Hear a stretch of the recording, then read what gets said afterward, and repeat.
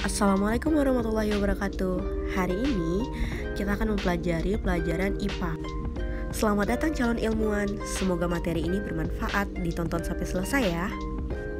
Pada materi IPA kali ini kita akan membahas tentang bunyi dan pendengaran. Pastikan kalian mengenal hal-hal berikut ya. Yang pertama ada pengertian dan jenisnya. Untuk yang bunyi adalah bentuk energi yang dapat didengar oleh telinga.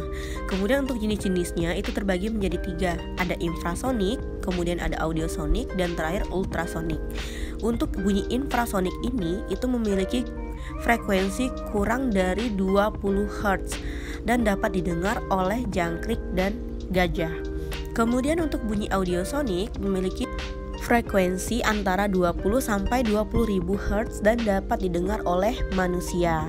Kemudian yang terakhir bunyi ultrasonik itu memiliki frekuensi dari 20.000 Hz dan dapat didengar oleh kelelawar. Nah, itu adalah 3 perbedaan tadi. Kalau infrasonik itu dapat didengar oleh jangkrik dan gajah. Kemudian audiosonik yang biasa kita dengar sebagai manusia. Kemudian yang ultrasonik hanya dapat didengar oleh kelelawar. Kemudian ada sifat-sifat bunyi.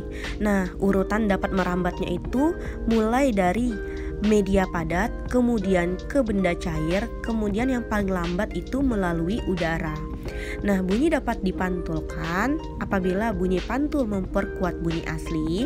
Kemudian apabila bergema itu pada saat bunyi pantul yang muncul setelah bunyi asli selesai dikirimkan. Kemudian gaung sebagai bunyi pantul terdengar bersamaan dengan bunyi asli sehingga bunyi menjadi tidak jelas. Nah, gaung ini dapat dicegah dengan melapisi dinding menggunakan peredam bunyi, misalnya kapas, busa, atau gabus. Kemudian ada 4 manfaat pemantulan bunyi. Yang pertama itu untuk mendeteksi kerusakan logam, kemudian sebagai ultrasonografi atau USG, kemudian untuk mengukur kedalaman laut, dan yang terakhir mengetahui kedudukan benda di dalam laut. Kemudian bunyi pada alat musik. Nah, di sini ada 3 alat musik, yaitu gitar, perkusi, dan trompet. Gitar ini dimainkan dengan cara dipetik senarnya.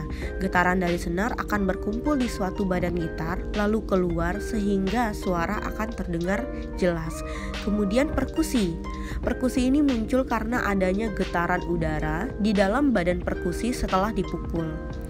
Kemudian yang terakhir itu bunyi trompet. Ini berasal dari aliran udara yang ditiupkan ke dalam badan trompet. Kemudian udara tersebut akan menggetarkan ruang tabung trompet. Kemudian di sini ada indera pendengaran. Ini kita mengetahui dulu bagian-bagian telinganya. Ini bagian telinga luar, itu biasanya daun telinga dan liang telinga.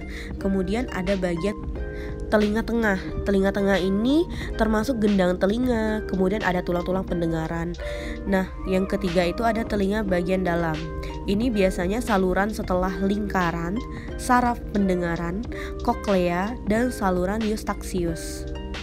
Nah, kemudian ada cara merawat telinga. Cara merawat telinga ini dengan cara menghindari bunyi yang terlalu keras. Kemudian bersihkan bagian luar telinga dengan teratur.